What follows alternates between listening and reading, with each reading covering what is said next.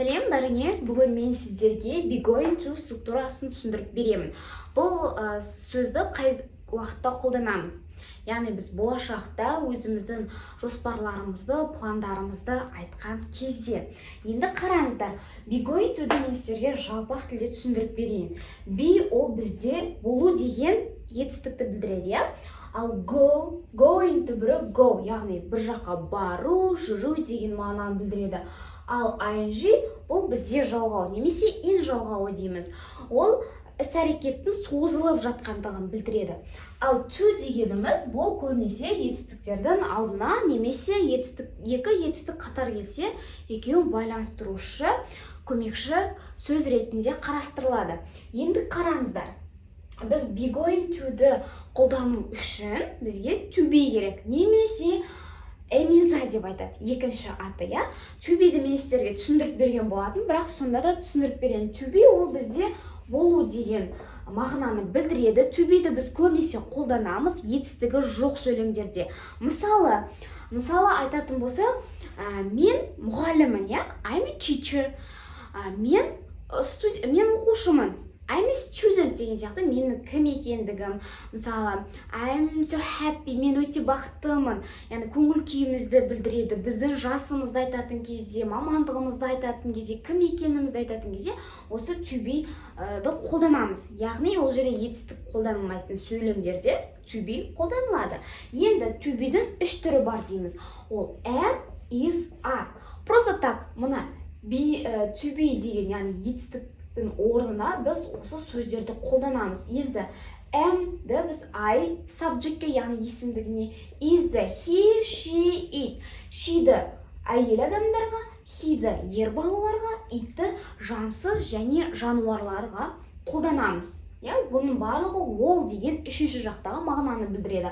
Ал are бұл бізде you, they, we деген есімдікке қолданылады. Яғни біз деген есімдікке қолданылады. Яғни you are, they are, we are деген сияқты. Бұл түсінікті болды, иә? Демек, мына be-дің орнына біз қай есімдікті қолданамыз, соның to be-ін қолданатын боламыз. Мысалы, сіздерге ең бірінші болымды сөйлем. Мына жерде Айзер and Балым are going to play tennis. Yes? Айзері мен Балым теннис ойнайын деп жатыр. Енді бұл жерде are қолдандық. Мына be-дің орнына ары қарай going to етістіктің бірінші формасы, ары қарай сөйлемімізді жалғастырып айта береміз. Енді неге are қолдандық? Себебі Айзері және Балым екі адам, олардың аудармасы олар. Демек, біз мынаны қолдандық.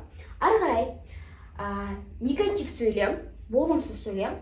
I'm not going to see film. Мен кино көрмейін деп жатырмын. Немесе кино көрмеймін. Демек, болашақтағы енді жасалынайын деп жатқан іс-әрекетті айтып тұр. Бұл жерде негативке біз to be-дан кейін, мына жерде to be болса, not көмекке келеді. Ары қарай сұраулы сөйлем жасаған кезде бізде to be, to be алдына шығады. Көрдік па? Мына жерде есімдік уже. Are you going to do homework? Сен үй тапсырмасын жасайын деп жатсың ба? Болымды қысқаша жауап. Yes, I'm. Do деп жалғастырып айта берсек болады. No, I'm not. Егер қараңыздар, көбісі шатасып жатады мына жерде оқушылар. Yes болса сіздің жауабыңызда, одан кейінгі есімдікпен жалғасқан болымды болу керек, иә? Ал егерде жоқ жауабы қолданатын болсаңыз, міндетті түрде есімдіктен кейін not деген, жоқ деген сөзді қолдануымыз керек болады. Енді осы жерден есімізге оңай сақталатын формуланы құрастырып шығайық. Ол бізде сөйлем құрастырған кезде болымды, болымсыз және сұраулы. Болымды қалай жасалынады екен бізде? Яғни, осылай, тура осы структура бойынша be going to. Yes? Ары қарай, негатив қалай жасалынады? Be not going to. Yes? Ана жақта subject плюс subject барлығына subject қосып шығайық. Енді ал мына жерде керісінше be плюс subject going to. Міне, сұраулы сөйлем шықты. Енді мынандай да нәрсе бар, мынау болымды сұрақ болса, мынау болымсыз сұрақ. Болымсыз сұрақты қалай жасаймыз?